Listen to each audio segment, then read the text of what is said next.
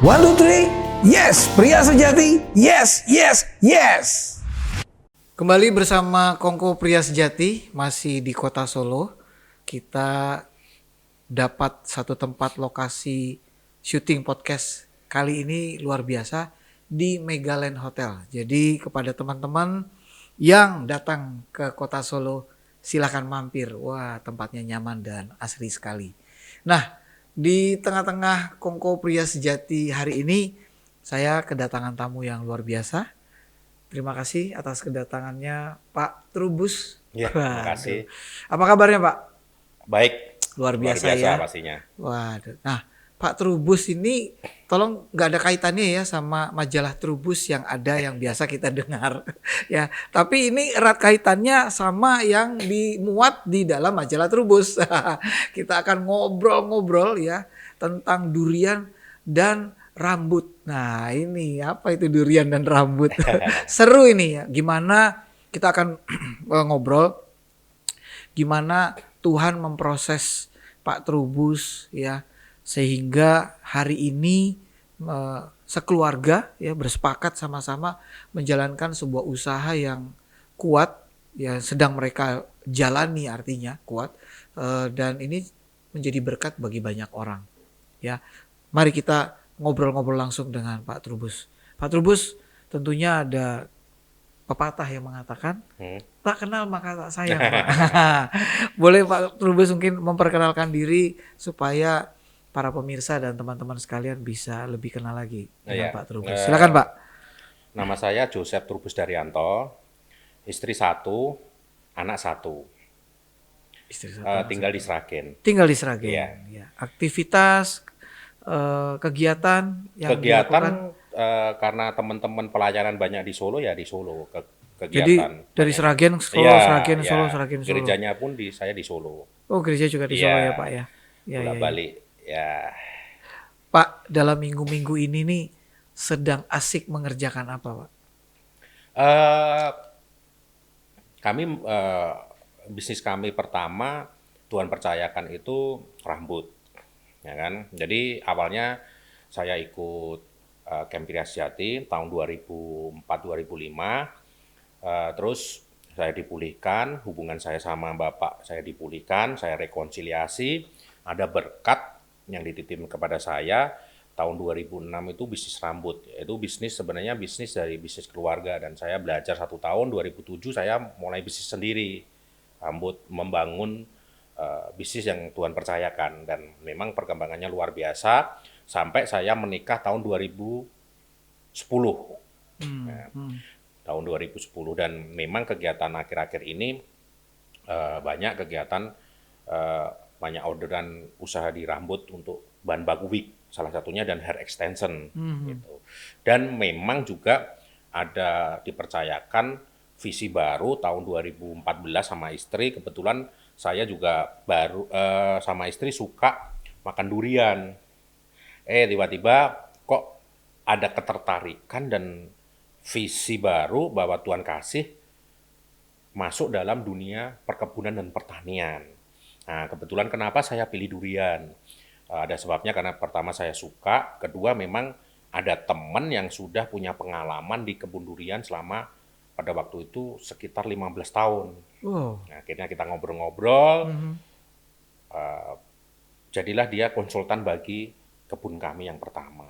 Dan memang ini visi yang jangkanya panjang bagi saya dan butuh biaya dan effort yang luar biasa bagi saya. Dan saya secara pribadi sama istri kenapa pilih durian? Karena memang suka dan kedua durian ini pengelolaannya susah gitu. Loh, kalau susah kok malah dicari gitu ya kan, benar kan? Iya. Ya saya pikirnya begini. Kalau susah berarti pesaingnya sedikit dong. Ya kan? Dan harga durian juga oke lah. Hitungannya timbang per kilo kulit, ya kan? Nah, dan susah orang akan mengejar ke sana akan butuh waktu lama. Betul. Dan kita memang sebenarnya sempat awal-awal tanam itu sempat putus asa dengan biaya yang dikeluarkan. Kan kita keluarin biaya terus, karyawan, jalan terus, waktu tanam, infrastruktur gitu dari awal gitu. Perawatan. Iya, tanpa ada hasil, ya kan? Iya, karena panjang ya. Ya, betul. Tapi kita mau pegang visi Tuhan itu, Bapak. Hmm. Dan kita diteguhkan di masa pandemi ini, ya Iya, kan? iya. Sekarang banyak orang kejar itu Oke. bisnis Iya, iya. perkebunan, pertanian. Untuk apa? Mm, mm. Untuk ketahanan pangan, ya kan? Dan Hmm. saya dapat bisnis gini, ketahanan pangan nasional. Jadi saya ke buah Iya, dan iya, ini iya, iya. tonggak. Untuk kedepannya saya akan berkembang ke tanaman-tanaman Ya, ini jadi lainnya. sebuah momentum yang bertepatan dengan program yang pemerintah juga canangkan ya. Oke. Betul. Pak, mungkin agak mundur sedikit nih, Pak. Mm-mm. Bagaimana Bapak bisa dapat visi kan sudah nyaman, Pak, di WIC, di Iya, betul, rambut tadi kan, betul. ya, yang warisan dari Mm-mm. orang tua sudah Mm-mm. belajar, sudah kuasai. Mm-mm. Mm-mm. Nah, gimana bisa dapat visi bersama dengan istri untuk memulai eh, perkebunan durian? Eh, seperti panggilan ya, panggilan dan saya pada waktu itu diskusi sama istri, kok saya tertarik untuk pensiunan ke depan itu ada kebun, ada hidupnya mungkin bisa tetap di kota, tapi saya mengelola sebuah kebun gitu untuk masa depan kita, mungkin bisa untuk diturunkin ke anak cucu kita gitu. Dan pada waktu itu terus terang ada beberapa hamba Tuhan doain saya, kok nggak pernah doainnya rambut gitu loh. Bisnis saya yang utama gitu. Kenapa doainnya kebun pertanian gitu loh. Oh, Dan gitu ya. saya nyantol di situ gitu loh. Dapat impresinya Hmm. begitu. Terus makanya saya perjuangkan sampai saat ini. Awalnya Dan dari sana. dari sana dan itu kan dari awal kesukaan kita makan durian kemana-mana nggak pernah dapat yang durian yang enak gitu loh. Selalu song gitu. Nah, itu awalnya dan kita 2014 kita doain dan dapat tanahnya juga suatu mujizat yang Tuhan berikan gitu. Harga tanahnya murah dan kita ada dana dan lain sebagainya. Yang penting sepakat, dapat karyawan, dapat konsultan untuk ngurusinnya, dapat dan lain sebagainya lah sampai saat ini. Dan kebun pertama umurnya 7 tahun, sudah 7 tahun, Sudah 7 tahun ya, 7 Pak? tahun dan sudah panen nanti sampai akhir tahun ini keempat. Oke, oke, oke. Keempat. Dan kalau dibilang Heeh. durian ini sudah menghasilkan Mhm. sudah. Tapi kalau dibilang memang jangka lama, jangka panjang. Jangka panjang. Nunggunya yang ini. Tapi effortnya, perjuangannya kita sama istri sepakat, ada visi baru, ada berkat baru, kita jalani, kita perjuangkan lah. Wow, wow. Tidak Luar mudah biasa. bagi kita. Iya, iya. Oke. Masih narik mundur sedikit Ya. lagi, Pak. Gimana bisa kenal CMN dan terlibat di dalam pelayanan CMN bahkan bertumbuh di komunitasnya? Jadi saya tahun 2004-2005, saya setelah ikut campnya di Salatiga, itu melalui kakak saya nomor 3, diinformasikan ada camp pria sejati, gitu, ya kan. Kakak saya kuliah di Salatiga, temennya Koh Thomas. Oh. Nah, saya direkomendasikan, saya belum kenal Koh Thomas pada waktu itu, cuma tahu-tahu lah namanya lah. Setelah itu kan saya ada daftarnya, sudah pernah ikut camp gitu lah. Solo mulai ada camp pertama kalau tidak salah 2006-2007. Karena saya ada daftar sudah pernah ikut, mereka kekurangan fasilitator. Nah, saya dihubungin sama teman-teman di Solo dan saya memang semua teman di Solo pada waktu awal Pak Purnomo Agus, Koh Thomas, Koh Teddy, Pak Handoyo, Pak Jihan dan lain sebagainya, Petrus Quick, saya nggak kenal dan baru kenal waktu rapat pertama pada waktu itu bahwa ini begini dan memang saya sebelum pelayanan hidupnya memang on off. Ya kan? Karena setelah itu nggak ada yang di maintenance saya ya kan. Pertumbuhannya on off. Iya, Tapi iya. begitu ikut pelayanan, saya mulai seperti ada tanggung jawab. Ya kan? Masa pelayanan masih balik ke hidup lama. Tapi itu butuh proses juga. Iya. Kan? Iya. Nah, untuk saya bisa menerapkan apa yang sudah saya dapat dari di camp saya pada Iya. waktu saya dipulihkan hubungan saya sama Tuhan, Iya. dipulihkan saya sama terutama sama Bapak, mengampuni Bapak saya. Nah, Oh. itu proses yang luar biasa dan Mhm, mhm. setelah saya clear, saya bisa pelihara merawat Bapak saya. Mhm. Sam Bapak saya ini buta, kena gula. Jadi Oh. pada waktu itu rekonsiliasi, saya masih dikasih kesempatan sekitar 6 bulan sampai 1 tahun merawat dan luar biasa berkatnya setelah saya merawat, saya diberkati di dalam bisnis rambut yang saya rintis dari 2007 itu Oh, jadi itu awal mulanya. sampai Jadi sekarang. itu jadi seperti sebuah titik balik ya buat Pak Trubus ngalami proses Tuhan waktu demi waktu sampai hari ini. Iya betul. Ya, ya. Nah, Ya. gimana Pak Trubus memandang proses Tuhan yang begitu rupa ini? Ya, dari mulai awal sebelum ikutin camp, terlibat di dalam camp, setelah proses yang Tuhan jalan, khususnya juga hubungan dengan ayah. Saya merasa dulu eh, kalau saya nggak kenal PS, Hmm.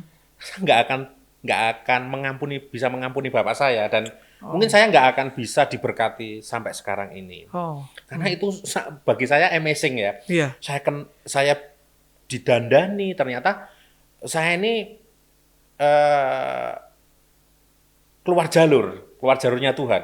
Jadi saya mulai nakal dan mulai istilahnya menyimpang lah kehidupannya ya kan dari saya istilahnya ya kenal rokok, kenal minuman keras dan lain sebagainya, kehidupan yang nggak bener lah, iya. kenal judi dulu.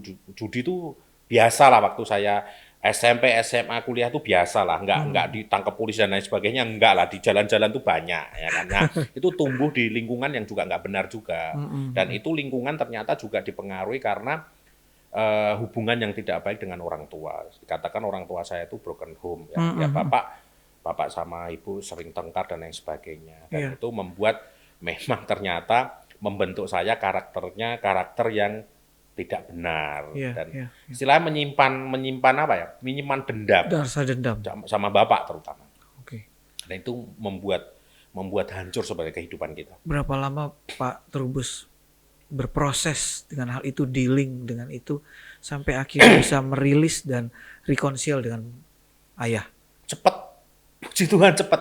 Oh, Begitu saya camp, iya, begitu saya waktu itu campnya modelnya 6 sesi, 6 sesi pemuritan. iya, Nah, dari 6 sesi pemuritan ada video papi. iya. Wah, Ha. itu mulai kebuka bahwa saya harus Lembut ngampuni. dan tegas, Lembut ya, dan tegas, saya harus ngampuni bapak saya. iya. Itu saya benar-benar dijamah bapak. Setiap saya habis pemuritan, saya pulang. Dan dulu pemuritannya di Semarang, Sragen Hmm. Semarang. Jadi kalau saya pulang sampai rumah pasti jam 2. Saya langsung, karena bapak saya Jam 2 malam, jam Pak. 2 malam sampai rumah. Saya langsung tungguin Itu harga yang Bapak bayar Iya, setiap 6 minggu berarti, Pak? 6 minggu. Kalau kalau datang mulainya kan jam 6 kalau nggak salah, jam 5 Iya, apa jam. Saya jam 2 sudah dari Sragen. Sragen, nggak ada tol, nyetir sendiri.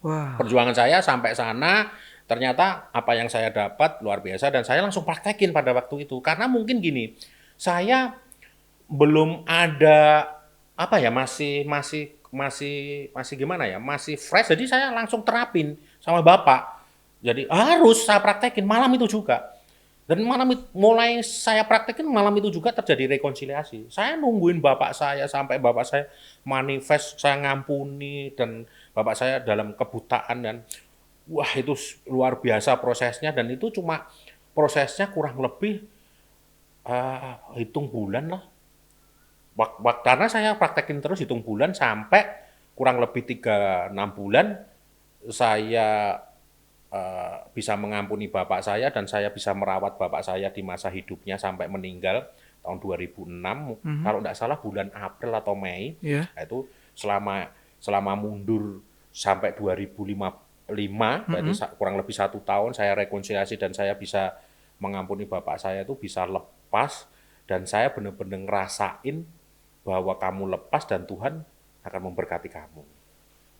Mulailah saya bekerja, Saya latihan belajar bisnis dari ibu saya, bisnis rambut juga, Iya, 1 tahun. iya, iya. Dan 1 tahun saya buka sendiri bisnis itu. Dan itu menjadi pembeda. Ibu saya juga melihat bahwa bisnis saya sangat maju, Berkembang. berkembang. Bahkan belum ibu saya tuh sama bapak ngerintis bisnis rambut itu hitungannya omset paling 100 kilo, 200 kilo, 300 kilo, 400 kilo. Iya. Pada waktu saya pegang booming sampai 2008 mulai itu sampai tembus 1 ton 2 ton. Baru pertama kali dalam seumur hidup ibu saya itu omset rambut meningkat berkali-kali lipat.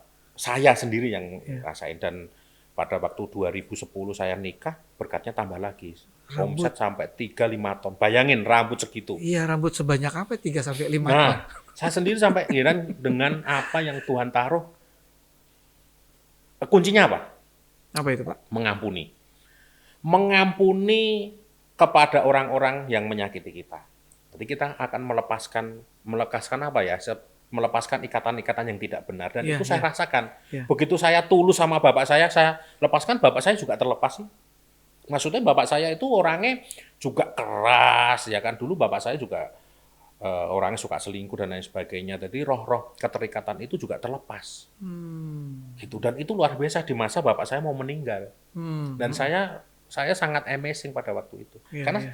saya tungguin bapak saya kalau pulang dari pemuritan tuh tungguin malamnya, Temenin, doain, doain.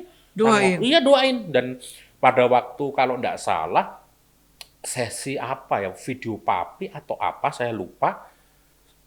Saya rekonsiliasi, bapak saya itu manifest, paginya saya langsung minta gini, Pak, saya minta berkat. Dan saya didoain bapak saya, diberkati. Dan itu efeknya luar biasa. Setelah bapak saya berkati saya, hari demi hari saya bertumbuh, itu kelihatan pintu berkat itu mulai dibukakan. Itu luar biasa itu saya sampai gini, hidup dalam kasih karunia. Bener. Sampai sekarang. Sampai sekarang. Sampai sekarang. Kalau boleh sedikit cerita ya. Iya. Saya punya kebun durian. Dari pertama kali panen, saya pernah berpikir gini, ini caranya ngiklan ke piye? Saya ini orangnya gaptek.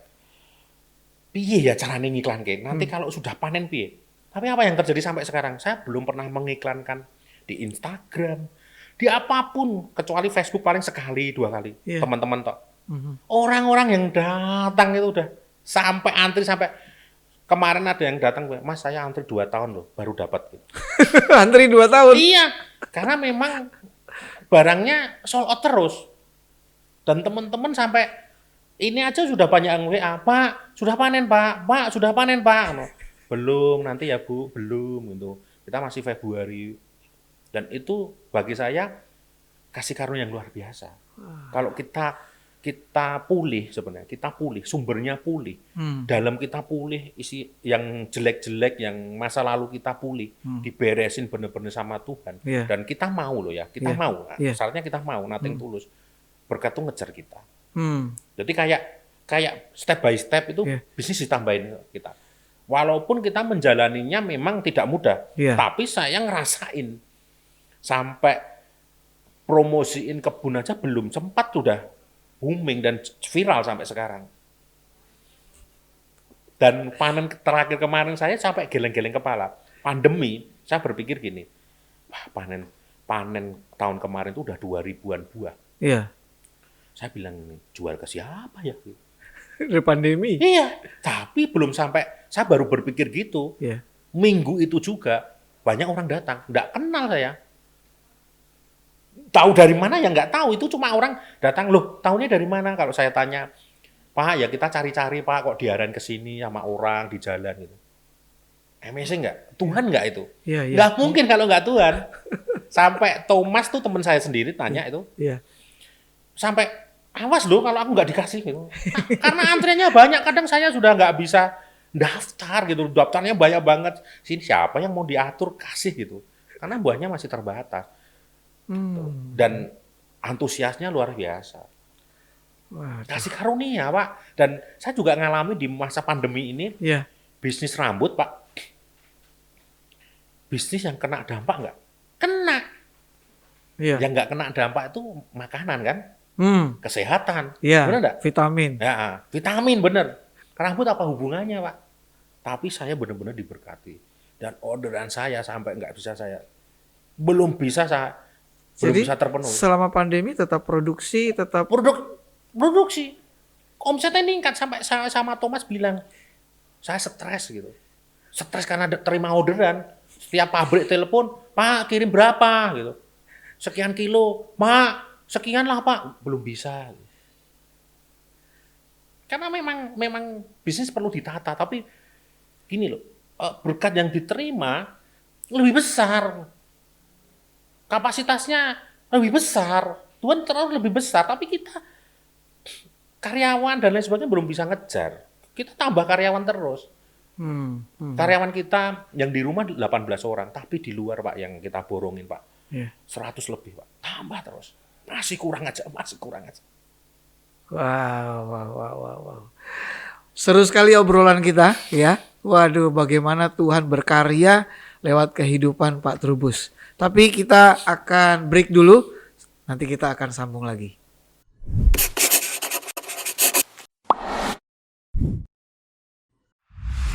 Bersama Kongko Pria Sejati, tadi obrolan kita seru sekali ya tentang durian, bagaimana kuncinya sederhana, tapi memang nggak sederhana juga ya dari pengampunan yang diberikan. Tentunya Pak Trubus melakukan pengampunan karena dia sudah menerima pengampunan terlebih dahulu ya. Betul. Ya kan? Orang yang melakukan menerima banyak tindakan kasih akan mengasihi. Betul. Ya.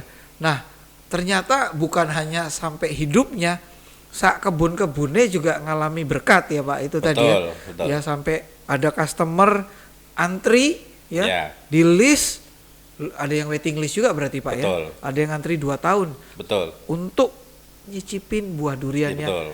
Nah, sekarang kita mau dengerin apa yang menjadi tantangan-tantangan yang dihadapi oleh Pak Trubus. Orang ngalami berkat, tapi juga mengalami tantangan juga loh. Nah, ini kita mau dengerin. Apa aja Pak tantangan-tantangan? Apakah itu dari sisi bisnis, dari sisi pengembangan, atau biasa kan Pak, para pengusaha kalau sudah berusaha sesuatu, lihat ada hasil, udah ngelirik yang sana sini nih. Oh, ini ada peluang nggak ya? Wah, nah itu gimana Bapak menyiasati atau menyikapi hal-hal seperti itu? Ya. Tantangan untuk menjalankan visi ini tidak mudah karena jangka panjang yang pertama dan biaya kan. Iya. Yang saya sama istri sepakat. Ini sepakat yang saya bicarakan sama istri. Karena kenapa saya ngomong sama istri, kamu mau nggak istilahnya menderita? Untuk apa sih? Untuk visi yang sudah Tuhan berikan. Mungkin kita yang tidak menikmati, bisa aja anak, ya kan? Anak atau cucu kita untuk kebun tersebut. Karena memang kebun itu kebun durian secara hitung-hitungan matematika 8 tahun itu 8 sampai 10 tahun umur pohon itu baru produksi secara stabil gitu. Sebelumnya enggak. Maksudnya memang tidak bisa dioyo, dia harus ukuran pohon segini harus berbuah sekian gitu ya. Nggak bisa dipaksa. Nggak bisa dipaksa, harusnya buah tetap harus dikurangi seumpama itu tantangannya soal biaya ya kan, dan itu kan menggerus biaya kita terus ya kan. Iya. Nah, memang kita ngorbanin kesenangan kita, ngorbanin kesukaan kita, jalan ataupun piknik atau dan lain sebagainya untuk memang membiayai kebun ini, dan itu tidak mudah bagi saya dan istri, tapi kita memang sudah sepakat ya kan, dan tidak protes istri saya juga ya kan. Dan tantangan kalau di kebun itu juga tantangannya banyak, maksudnya kita pakai jasa konsultan, tantangannya juga hama, penyakit, dan ini cerita seru. Kemarin sebenarnya tantangan itu bisa diselesaikan, enggak sih, bisa. Tapi caranya gimana sih? Jadi gini, di kebun kita itu waktu panen, pandemi kan, istilahnya usaha juga sebenarnya awal-awal turun kan, awal-awal turun, rambut juga turun. Nah, saya sama istri ngomong, kok ini turun ya, dan istilahnya kebun ini untuk penyemangat ya kan, penyemangat dan lain sebagainya. Tapi pada waktu kita mulai panen ada serangan burung pelato. Jadi durian yang sudah matang itu yang sebelum jatuh 3 hari itu dilubangi. Kalau sudah lubang kena hujan busuk dia. Ya kan? Nah, itu waktu jatuh 10 itu yang kena lubang 5. Dan itu membuat saya down. Terus terang down. Down saya sampai putus asa. Nah, saya ngobrol sama istri, yuk doain. Kita doain keliling kebun. Tuhan, saya ngobrol. Tuhan, ini kok begini. Kita mau panen, ini kita butuh dana panen ini untuk kelangsungan kebun ini. Ini kan milikmu Tuhan dan lain sebagainya. Nah, setelah kita doain, ada beberapa ide. Tapi ide yang pertama tuh bikin pagar, penghalang burung itu mahal. Ide kedua juga mahal dan enggak ada ini ya. Sampai kita hari ketiga doain, tiap hari kita ke kebun, kita doain keliling. Hari ketiga saya dapat impresi Tuhan kasih gini, beli plastik. Tas kresek plastik tahu, yang warnanya lorek-lorek. Iya. Yang Jadi, putih merah atau putih hitam. Putih hitam Lorek-lorek. Nanti saya liatin. Nah, begitu didoain saya telepon orang rumah karyawan saya, tolong beliin plastik ukurannya kurang lebih sekian 300 piece itu 150 satu ininya cuma harganya 13.000 setiap 50 lembar. Oke, beli 300. Sampai rumah plastiknya mana ini, masukin mobil supaya besok nggak lupa. Berangkat ke kebun saya belum tahu ini untuk apa plastiknya. Oh, belum ada hal yang cuma belum suruh beli plastik aja. Plastik aja. Sampai kebun sama istri bawa plastik turun, baru mau duduk tiba-tiba dapat sesuatu lagi. Dan saya yakin itu hikmat dari Tuhan. Guntingin sepertiga, guntingin plastiknya sepertiga. Jadi kayak suwir-suwir gitu loh, Pak. Iya. Guntingin semuanya plastik. Setelah guntingin saya giniin, untuk tempelin di buahnya. Di buahnya. Terus saya ngomong sama karyawan, tempelin semuanya, tempelin. Begitu ditempelin di buah kan kurang, buahnya sekitar 2.000-an, kita baru 300. Saya telepon rumah, beliin plastik kurang lebih sekian sampai buahnya ketutup semua, lebih. Jadi kalau buahnya 2.000 saya beliin 2.000 lebih. Iya. Oke. Semua gitu sampai proses 3 harian. Sampai dahan-dahannya dipasih plastik semua. Ya kan? Habis itu saya lihat-lihat buat apa ya? Oh, ternyata kalau kena angin, plastik itu kayak orang-orangan di sawah itu loh, Pak. Gitu kan. Iya. Ngusirin burung-burung jadi takut. Itu pertama. Yang kedua, kalau dari jauh itu kan udah kecelap-kecelap gitu. Jadi burung nggak mungkin deket juga. Nah, dengan tiupan angin ya. Tapi saya belum yakin. Iya. Ngampu nggak? Saya jalanin. Hari pertama jatuh 10, masih. Bolong. Ada. Jalan kedua masih. Sampai kelima jatuh masih. Terus saya diskusi, kok masih ya? Terus karyawan saya, itu kan lubang lama, Om gitu. Oh iya, coba ya. Mulailah hari ke-6. Jatuh mulai banyak, zero, tanpa ada lubang. Baru saya gitu, Tuhan luar biasa, Tuhan dahsyat. Saya bilang gitu, kenapa? Saya bisa jual durian yang jatuh full. Kalau lubang busuk kan nggak jadi dijual. 10 bisa dijual 5. Iya. Don ya. Iya. Luar biasa. Habis berapa, Pak? Plastiknya 200.000. Selamatin berapa? Omset ratusan juta loh. Hebat nggak Tuhan kita? Saya sampai nggak habis pikir. Kalau kita berseru sama Tuhan, kasih ide. Idenya nggak mahal. Step by step, bener nggak? Beli plastik. Belilah plastik saya. Telepon orang rumah. Buat apa saya juga nggak tahu, belinya juga cuma 200-300 kalau nggak salah.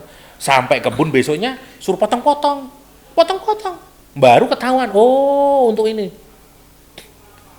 Waduh. Tapi begitu 1 minggu saya juga tanya terus tiap hari, yang jatuh mana, ada lubangnya nggak? Ada Mas Ian. Kayak ngedon kan, wah ini bukan dari Tuhan nih. Tapi mulai hari ke-6, zero. Benar-benar. Kejadian ini saya saksikan banyak orang yang ke situ, entah itu orang Kristen, entah orang. Saya ceritain. Dan ini akan jadi berkat bagi pekebun lain. Bener enggak? Dia nggak tahu caranya, besok cara berantasnya kayak apa. Saya dikasih Tuhan. Jadi berkat nggak? Jadi berkat. Omset ratusan juta cuma selesai 200-300 ribu plastiknya. Wong 50 aja harganya 13 ribu. Aduh. Tantangan apa lagi Pak? Yang ternyata juga dalam tantangan itu pastinya jadinya bergantung terus sama Tuhan. Betul. Dan gini, pandemi ini kan saya cerita tadi, tantangan apa? Saya kadang juga gini, Tuhan, bisnis saya ini kan bisnis yang rentan gitu. Rambut ini kan rentan. Iya. Terus apa? Kebun ini juga rentan. Iya. Di masa pandemi baru kelihatan semuanya gitu kan. Dan sekarang kan banyak diprediksi cuaca-cuaca ekstrim gitu. Oh iya, Iya kan? iya. Cuma yang saya dapat gini, kalau kamu bergantung sama Tuhan tidak ada yang mustahil. Dan memang benar kebun saya kemarin itu kebun pembeda. Hampir semua kebun di Indonesia yang skalanya kebun dikelola nggak berbuah. Kenapa kebun saya jadi kebun yang terbaik? Oh, Berbuah, iya, banyak pekebun pada datang Pak, tanya Pak. Tapi kalau saya ditanya gitu, saya ngomong kan saya banyak punya konsultan. iya.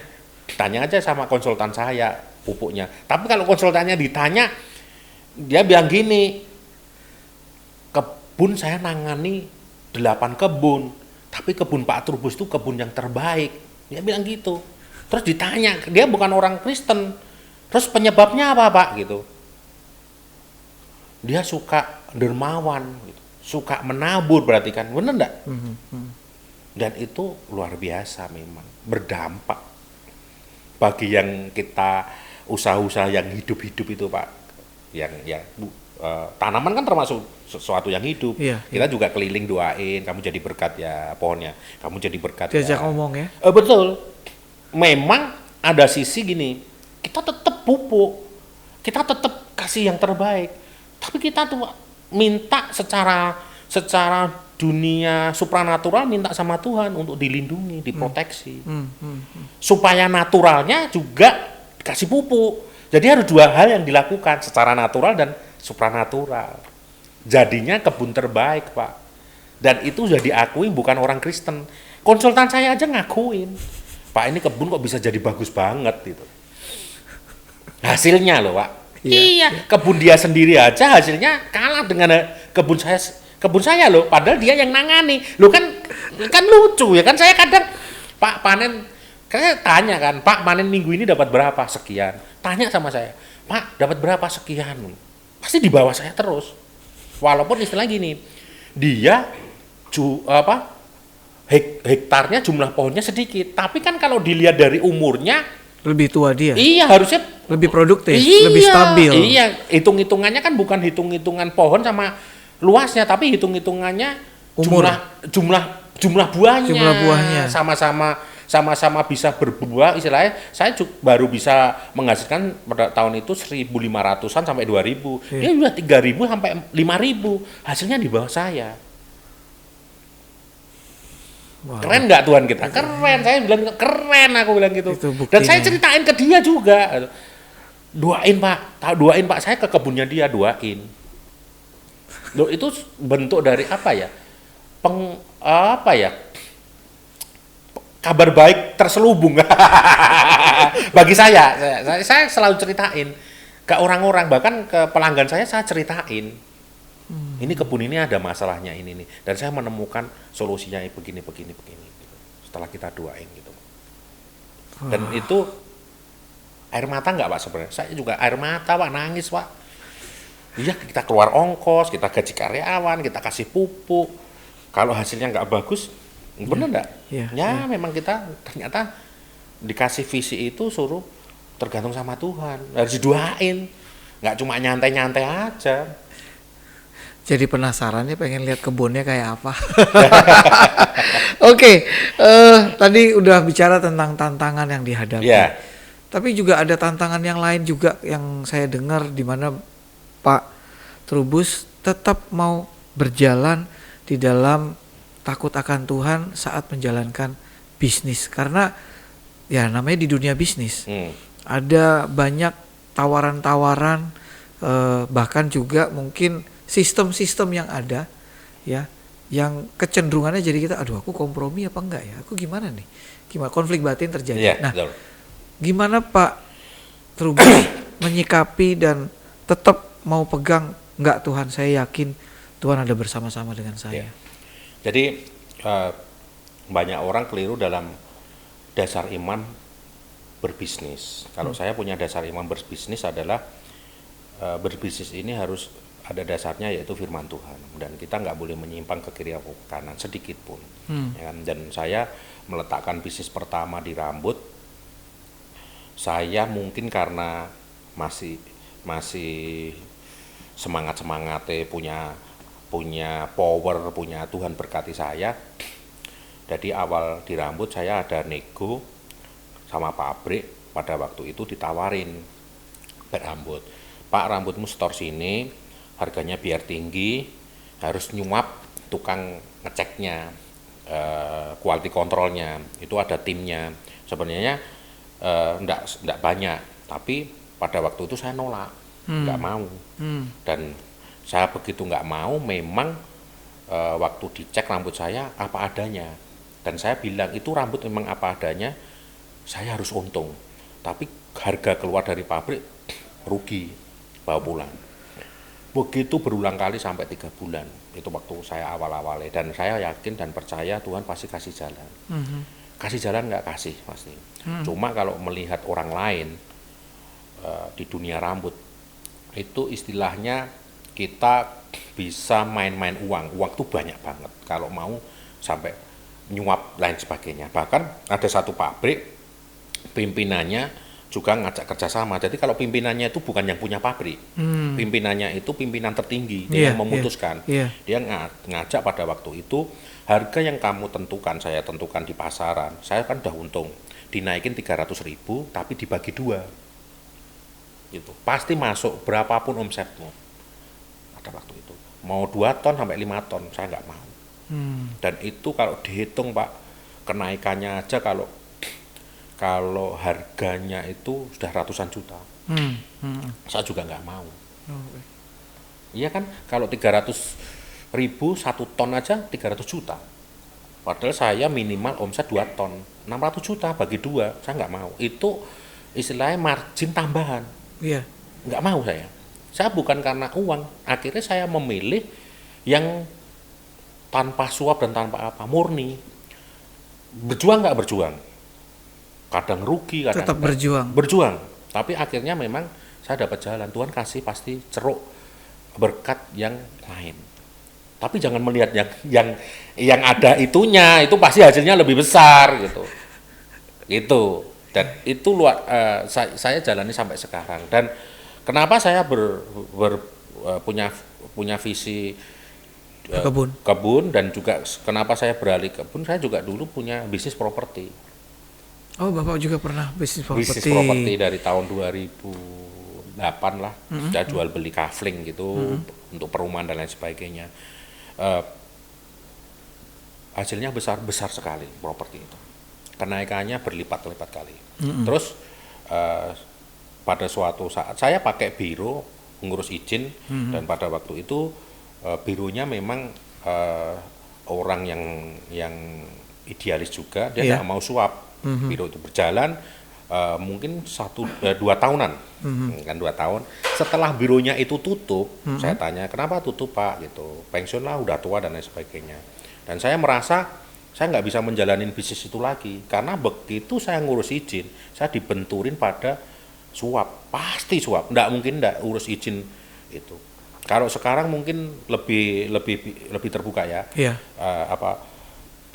pengurusan izin, pada waktu itu enggak. Dan akhirnya saya ngomong sama Tuhan, saya nggak mau Tuhan. Akhirnya saya masih punya tanah 7.000 meter persegi, saya jual gelondongan ke pengembang untuk saya gantiin ke kebun durian. Nah itulah saya dapat visi, doain dapat visi baru, karena saya nggak mau pegang properti. Jadi memang harus ada sesuatu yang harus dibayar. Iya. Kalau kita mau komitmen. Jadi cukup mengelola yang Tuhan sudah percayakan. Betul. Mungkin ada hasil yang besar didapat, ya, tapi ada konsekuensi yang di luar prinsip hidup takut akan Tuhan. Betul. Ya. dosa, hidup di dalam dosa. Dan saya juga gini, pernah ditawarin bisnis yang besar juga di rambut, kasih modal, kasih ini. Tapi begitu pemimpinnya, saya tahu pemimpinnya suka main perempuan dan lain sebagainya, saya doain. Tuhan, ini datangnya dari kamu nggak? Saya takutnya gini, saya berhubungan sama dia, saya kena spiritnya. Aha. Ya kan? Setelah didoain, saya ngomong sama Tuhan. Tuhan kalau enggak, saya memang dikat. Nggak terjadi. Sampai kayak gitu Pak, Dikat doa. sama Tuhan. Iya, saya sampai doa gitu karena saya juga nggak mau terkena spiritnya. Itu karena Padahal tahu ini pasti relasi pasti bagus dan berkembang. bagus loh, dia kasih modal loh, sampai dia bilang gini, utangmu berapa di bank? Mau dilunasi. Terus pakai uang saya saja. Gitu. Orang Turki ini. Sampai bilang gitu, saya nggak mau. Jadi Pak Trubus juga menelusuri siapa yang jadi partner-partner bisnis Bapak. Sampai kayak gitu juga. Paling enggak dia dia pasti datang ke Indonesia, Indonesia, kan, datang ke Indonesia, dan apa yang dilakukan waktu di Indonesia kan kita tahu. Oke. Gitu loh. Iya, iya. Kita tahu, kita lihat, oh ternyata begitu. Terus saya juga diskusi sama tanya-tanya orang pengusaha rambut juga. Oh iya, memang begitu. Dan memang di dunia rambut, di dunia bisnis itu biasa. Jadi kalau sudah sukses, punya istri 2 dan lain sebagainya, main perempuan, itu biasa. Dan saya harus jadi pembeda, dan saya nggak mau. Gitu. Memang kalau saya lihat gini, wah orang itu omsetnya gede, sukses, bisa beli tanah, bisa beli mobil, dia lebih kenceng gitu lah, maksudnya lebih kenceng gitu aja. Gitu. Cuma kita harus milih yang mana ini bisnis yang Tuhan sediakan nih, ya ini. Tapi begitu saya doain, terus Tuhan langsung kasih jawab, kasih bayar lagi nggak? Sebenarnya enggak, harus kita perjuangkan juga untuk memegang prinsip-prinsipnya yang kita pegang. Gitu. Haleluya.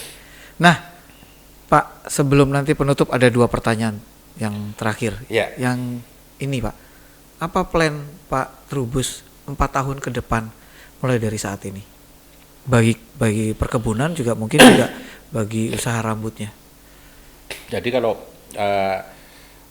saya untuk perkebunan pastinya ya, karena visinya saya dapatnya perkebunan dan pertanian. Memang plan saya berkembang untuk ketahanan pangan, entah itu sayur mayur, entah ke buah yang lain. Dan saya terus terang, saya nggak punya dana sampai saat ini untuk ngembangin kebun saya ini aja, masih istilahnya berat bagi saya. Tapi saya mau tangkap rema yang Tuhan berikan, saya mau tangkap visi dan Tuhan yang besar untuk saya.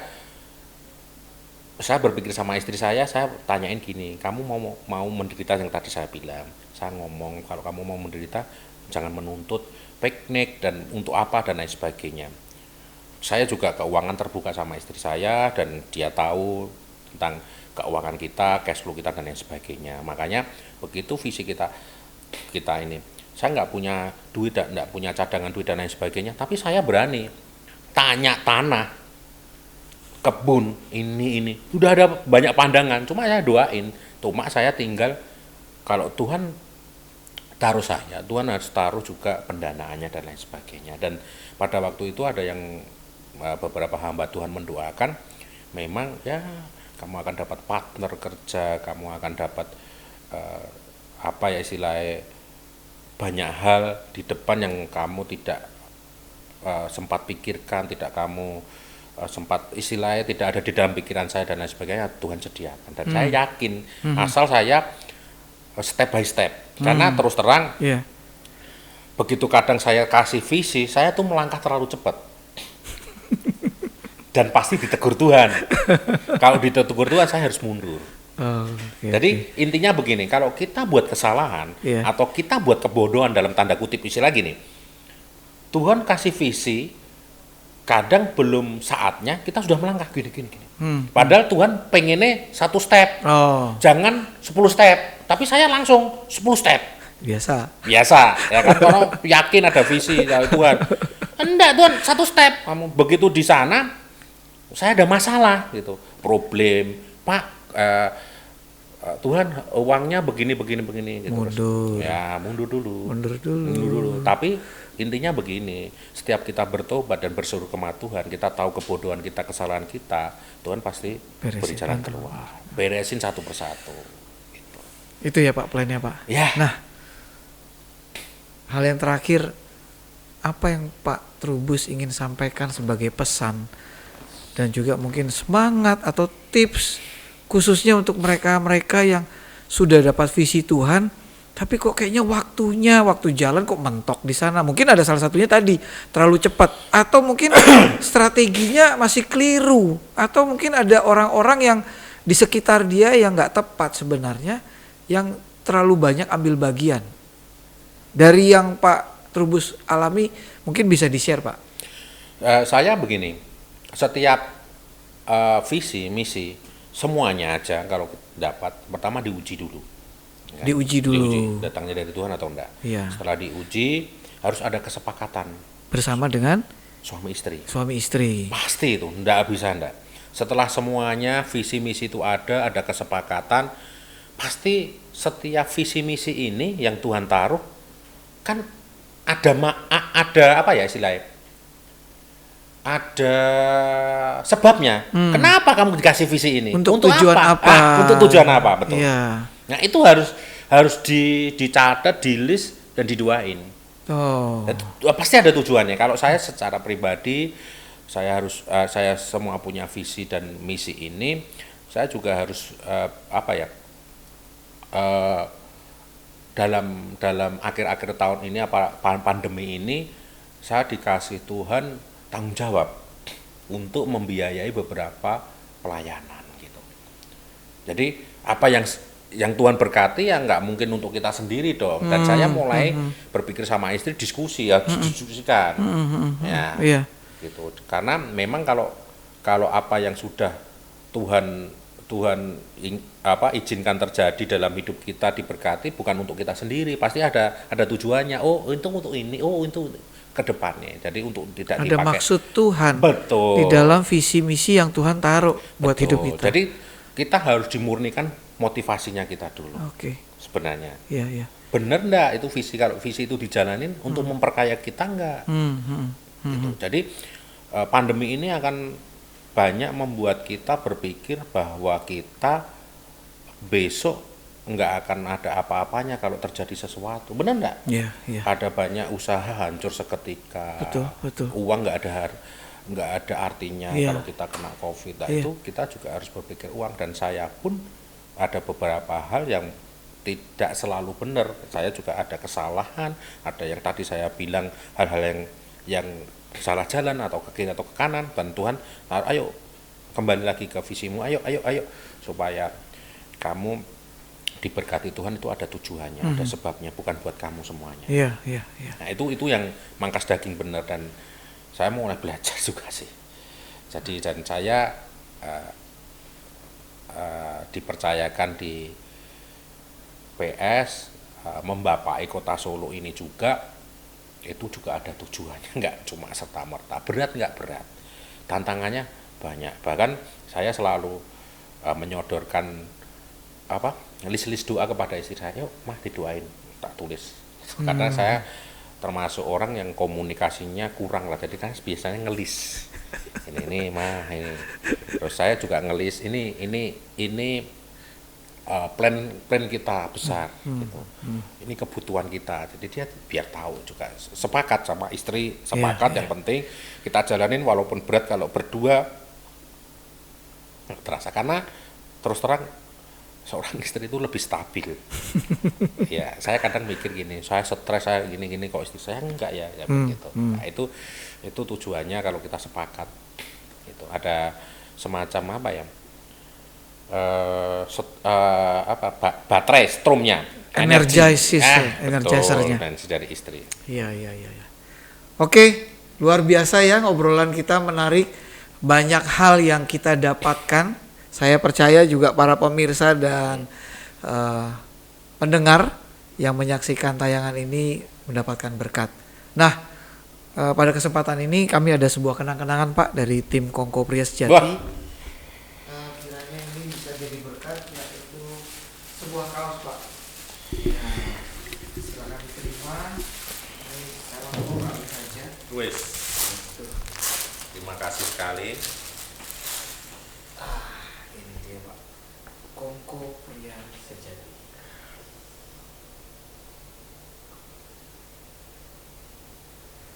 Jangan kemana-mana, ikuti terus episode Kompo Pria Sejati di kota-kota yang akan kita datangi.